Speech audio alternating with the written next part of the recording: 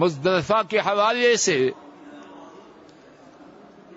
ایک اور بات، ہمارے نبی کریم صلی اللہ علیہ وسلم مزدلفہ میں جہاں ٹھہرے وہ جگہ اور سارا مزدلفہ ٹھہرنے کی جگہ ہے۔ امام مسلم نے اس حدیث کو روایت، امام ابن خزیمہ نے اس حدیث کو روایت کیا۔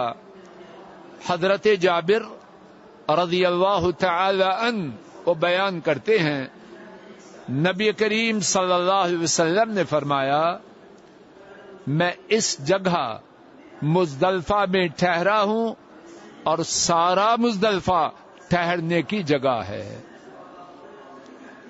جہاں بھی مزدلفہ میں حاجی ٹھہرے انشاءاللہ الرحمن اس کا ٹھہرنا درست ہے۔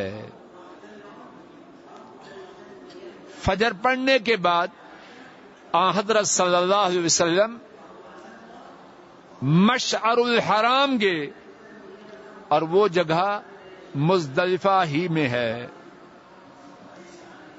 اور آپ نے فرمایا یہ سارا مزدلفہ ٹھہرنے کی جگہ ہے، مشعر الحرام پہ جانا لازم نہیں، جہاں حاجی ٹھہرے ہوں وہیں ٹھہرے۔ دن جب واضح ہو جائے، سورج کے نکلنے سے پہلے اور روشنی کے ہونے پر مزدلفہ سے تلبیہ پکارتے ہوئے منا کی طرف چلنا ہے۔